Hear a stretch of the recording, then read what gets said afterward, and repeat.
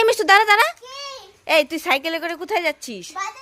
এই দাঁড়াও, কি তুই বাজারে যাচ্ছিস সাইকেলে করে? তোর শরীর তো পুরো ভিজা।